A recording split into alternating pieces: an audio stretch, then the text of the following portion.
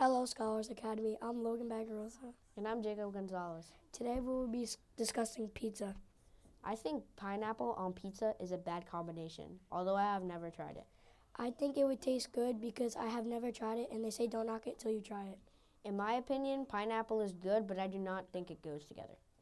I like both pineapple and pizza, and I think it would be good together because of the sauce and pineapple.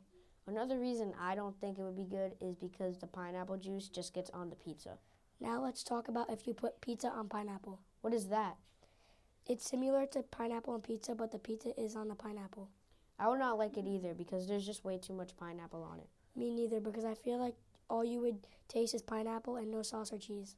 I also agree with your statement because if there's more pineapple than sauce or cheese, you only taste the pineapple.